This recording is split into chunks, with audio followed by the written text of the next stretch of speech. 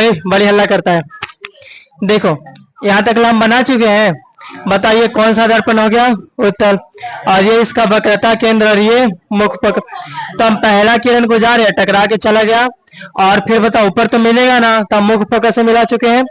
इसके बाद जो है किरण टकरा के चली गई, उसके बाद इधर मिला दिए, तो किससे गया? वक्रता केंद्र से। पता जहां पर ही कटा वहीं पे क्या बन जाएगा? तो पिछला बार तो हम देखे थे, लेकिन उससे काफी लॉन्ग जा रहा था, तो उसको हम थोड़ा सा हम चेंज कर दिए। ठीक है, अच्छा ये बताओ कि आपको यहाँ पर एक त्रिभुज दिख रहा है? ध्यान से देखना। ठीक है, यहाँ पे P है, यहाँ पे M है, यहाँ पर ही A डैश है, और यहाँ पे B डैश है, और यहाँ पर ही F है। दिख रहा है?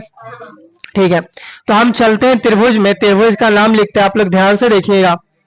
हम चलते हैं, ये भी थोड़ा सा लंबा चौड़ा ही होगा, बस ध्यान से देखते जाओ।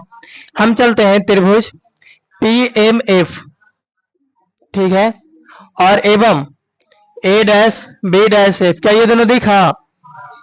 P M और F, और A डैश B डैश और F। देखो P M और F, A dash B dash और F। अच्छा ये बताओ कि ये दोनों त्रिभुज में, बताओ यहाँ पर कितना डिग्री और यहाँ पर भी कितना डिग्री? तो एक कोना तो ऐसे बराबर मिल गया। बताओ छोटका के लिए कौन सा कोना है? ये, और बड़का के लिए भी ये। दोनों के लिए यही है ना, तो बताओ दोनों तो बराबर ही होगा। तो दो कोना बराबर मिल गया, एक तो समकोण से और दूसरा मिल गया उभयनिष्ठ। मतलब दोनों के लिए कॉमन है कि नहीं है? तो हम इसी को लिखते हैं। अच्छा ये बताओ कि जब इस कोना को बताना हो तो कैसे बताएंगे? जिसको बताना हो उसको बीच में रखना होता है, तो लिखेंगे कोना एम पी और ए। तो हम लिखते हैं कि कोना एम पी और ए बराबर है किसका? इसका। इसको बताना है, जिसको बताना है उसको बीच में रखेंगे, तो इसको बोलेंगे बी डैश ए डैश और एफ। या तो बोल सकता है एफ ए डैश और बी डैश, कोई दिक्कत नहीं। बस एक बात ध्यान रखना, जिसको बताना है वो कहाँ होना चाहिए? बीच। तो बी डैश ए डैश और, तो बी डैश ए डैश और एफ। बताओ बराबर कैसे है दोनों? क्योंकि दोनों कैसा है? समकोण। फिर हम बात करते हैं इस कोना का, बड़ा वाला कोना का। तो पी एफ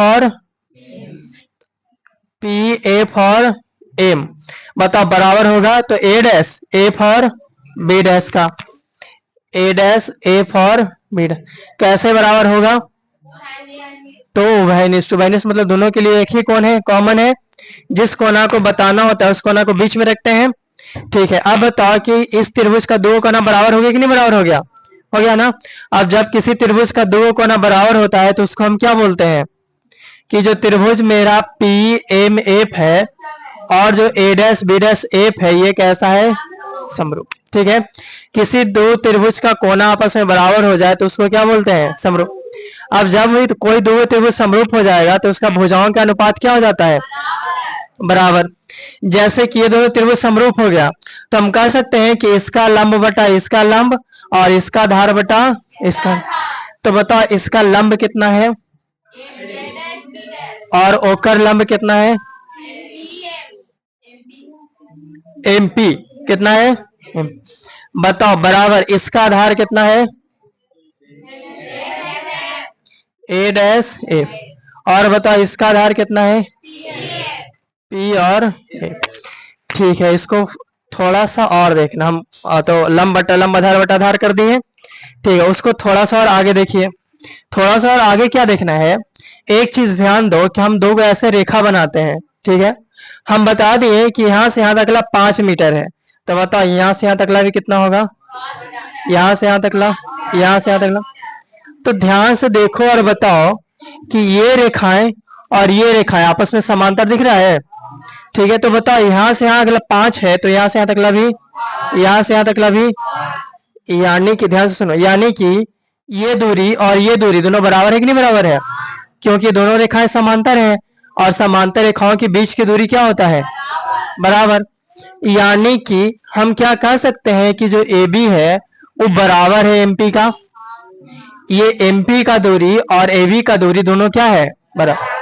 ये बात समझ में आएगी कैसे बराबर कह दिए? कहा कि दोनों रेखाएं आपस में क्या है? समान। जब दो रेखाएं समांतर होगी तो मतलब बीच का दूरी बराबर नहीं होगा। यानी कि यहाँ से यहाँ तकला ए बी है और यहाँ से यहाँ तकला कितना है? एमपी है। ठीक है, लेकिन दोनों का दोनों क्या होगा? बराबर ही होगा। ठीक है, तो ध्यान से देखो, हम यहाँ पर ये स्टेटमेंट लिखते हैं। क्या लिखते हैं? तो हम लिखते हैं कि चूंकि, ध्यान से देखो, चूंकि जो बीएम है वो समांतर है किसका, तो ये कहीं तक ले सकते हो, एपी का ही ले लेते हैं। ये जो बीएम है ये समांतर है एपी का। किसका समांतर है? चूंकि ये दूरी समांतर है, ठीक है, इसीलिए जो ए बी है वो बराबर होगा किसका? एमपी का। अभी बताने कैसे बराबर होगा, यानी कि ए डैश बी डैश है, बताओ एमपी के जगह पे हम कितना रख सकते हैं? A B. इधर ए डैश एफ रहेगा, यहाँ पर ही पी एफ। ये जो ए डैश एफ लिखा है ना, ए डैश एफ, ठीक है, देखो ये जो ए डैश एफ लिखा हुआ है, क्या ये ध्रुव से नापा हुआ है? ये मान है ना ए डैश एफ, लेकिन हम जितना भी दूरी है हम ध्रुव से नापते हैं। दूरी कहां से नापते हैं? ध्रुव से। लेकिन बताओ क्या ये ध्रुव से नापा हुआ है? तो पहले हम ए डैश एफ का मान निकालना पड़ेगा हमको, तब ये होगा। तो ध्यान से देखो, आपको यहाँ पर रेखा देखेगा, ध्रुव है, ध्रुव, उसके बाद ए डैश है, और उसके बाद क्या है? हमको मान किसका निकालना है? ए डैश एफ का। बताओ जब ए डैश एफ का मान निकालना है, लेकिन कहां से नापना पड़ेगा हमको? नापना होना चाहिए ध्रुव से ही, ठीक है। बोला कि बताओ कि ये दूरी कितना होगा, लेकिन नापना कहां से है? ध्रुव से। तो हम क्या करेंगे, पहले पूरा नाप लेंगे। नाप ले पूरा, तब पूरा नापे तो क्या मिला? अब ये पूरा में से काट देंगे। बताओ किसको काटेंगे? किसको काटेंगे? पी और ए डैश को। जब पी और ए डैश को काट देंगे तो ए डैश एफ बच जाएगा दूरी। यही हमको पता करना था। यानी कि जो ए डैश एफ है, बताओ इसके जगह पे हम क्या लिख देंगे? P F minus P A dash. अब सब बढ़िया है, ठीक है। अब चलो चिन्ह परिपट्टी से। अब कहां से चलो? चिन्ह परिपट्टी से। तो चिन्ह परिपट्टी से आपको पता है कि बताओ ए डैश बी डैश मतलब क्या? प्रतिबिंब ऊंचाई। बताओ शॉर्ट में आपको पता है ए बी मतलब क्या?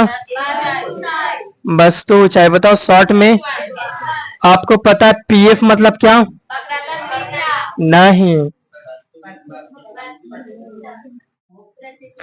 पीएफ बकलोल, खत्म, इंसान, चुल्लू भर पानी, डूब जाओ, मुख्य फोकस, फोकस दूरी। मतलब पीएफ क्या? फोकस दूरी। मरेंगे बकरा त्रिज्या यहां तक लाना होगा। बताओ ये क्या है, यहां से यहां तक ला? फोकस दूरी है ना, ठीक है। बताओ ये क्या है? फोकस दूरी। और बताओ फोकस दूरी को शॉर्ट में क्या बोलते हैं? एफ। सब बढ़िया है। उसके बाद बताओ पी ए डैश क्या? P A dash, P A dash प्रतिबिंब की दूरी। किसका दूरी है? प्रतिबिंब। तो हम लिख देते हैं प्रतिबिंब दूरी।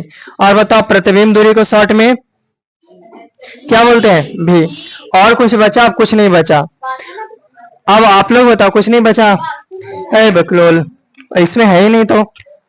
अच्छा ये बताओ कि ये जो प्रतिबिंब है ऊपर की तरफ कि नीचे की तरफ? ऊपर मतलब वस्तु भी, फोकस भी, प्रतिबिंब भी। अब चिन्ह का मान रख दे तो हम लिखते हैं कि समीकरण किसमें? फर्स्ट में। किसका मान देने पर? चिन्ह का, ठीक है, ठीक है।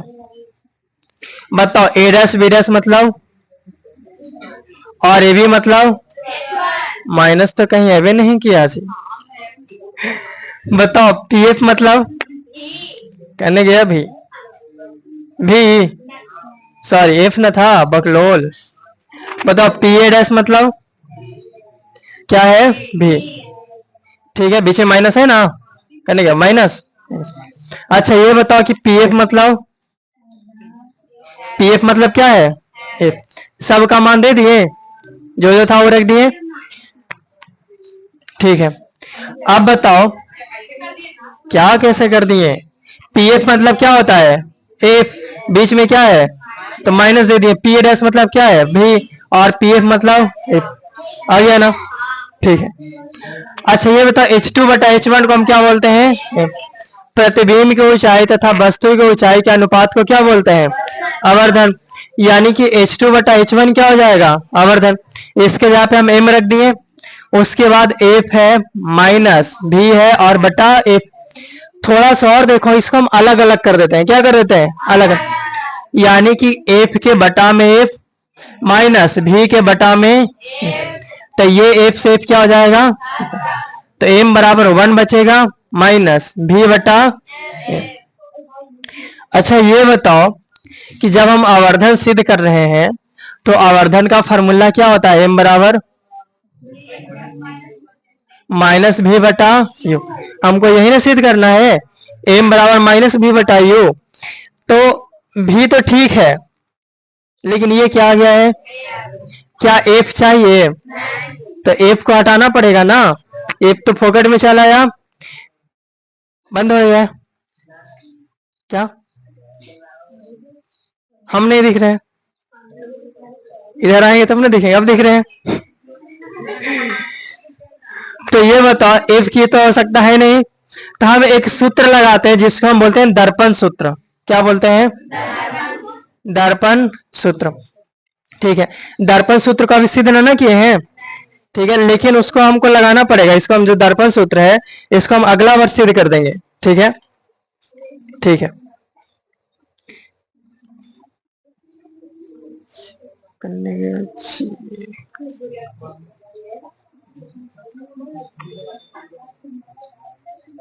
देखो, दर्पण सूत्र होता है 1 बटा एफ बराबर 1 बटा भी और प्लस में, ये बताइए क्या है? दर्पण सूत्र। इसको अगला वर्ष सिद्ध करेंगे।